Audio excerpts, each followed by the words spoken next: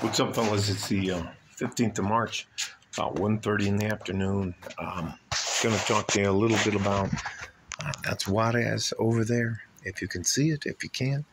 Beautiful blue skies. Tomorrow is just a regular trash, no recycling. Beautiful day outside.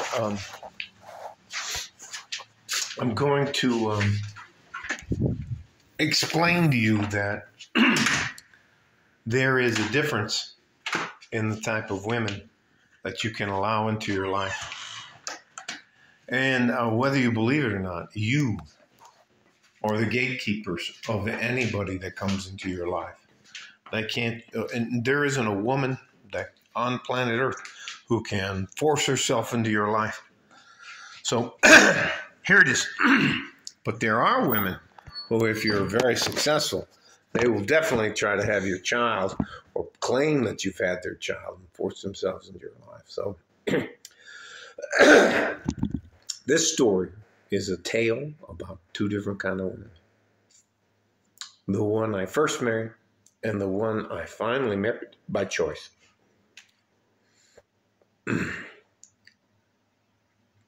don't want to get them upset and use either one of their names or what's going on, but I have to tell you my quality of life in the last 7 years is 1,000% greater than it was with the woman I chose to marry when I was a young, stupid-ass man.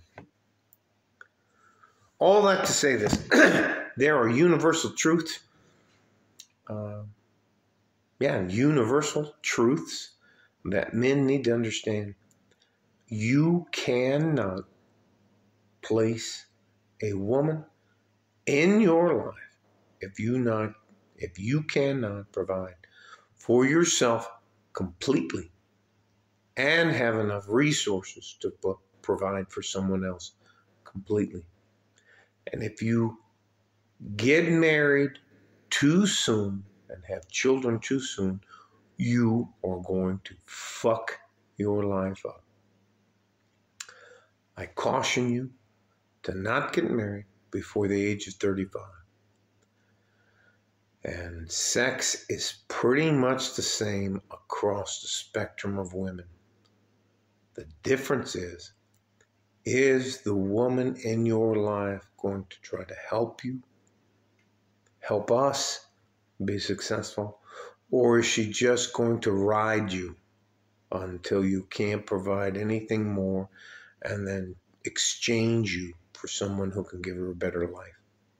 That's it. So anyways,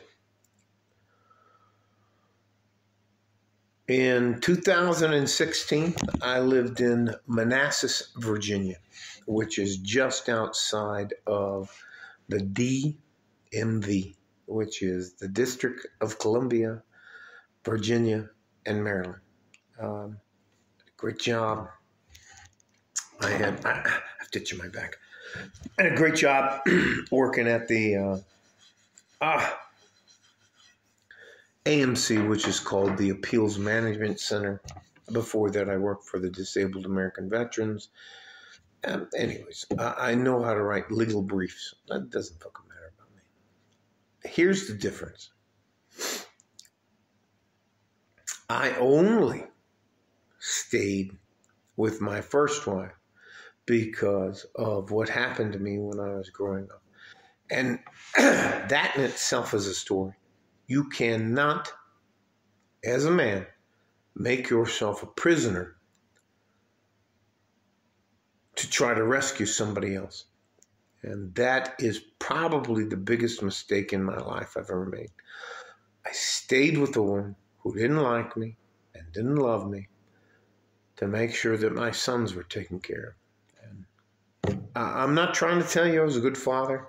I'm not trying to tell you I wasn't an asshole and all the rest of that stuff, but I stayed with them till my oldest son, Duke, graduated high school, and Derek, they're both doing fine. That's enough for me. But I couldn't stay with that bruja, and that's the Spanish word for witch. She was Everything I asked her to do before we got married, she did the exact opposite of. She got fat. Anyways, so I left.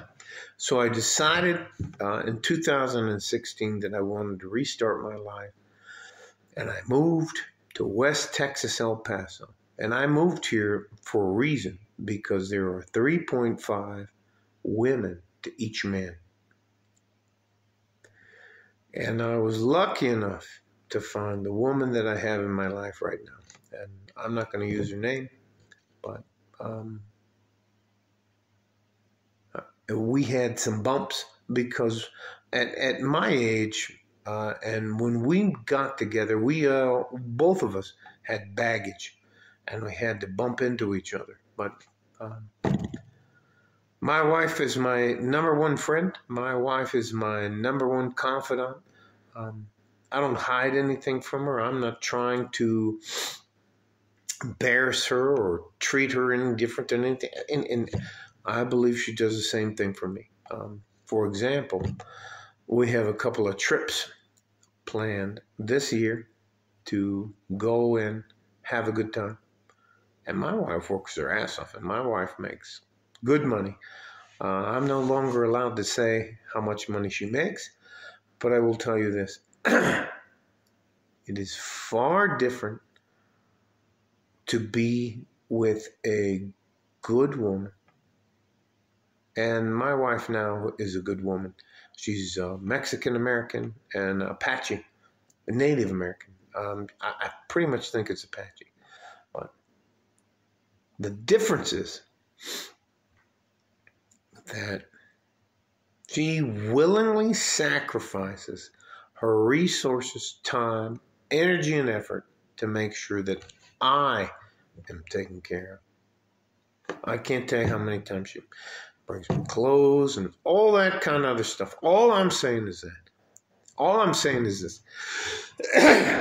As disheartened as many of you will in our world, there are very good women out there who want to make peace with you.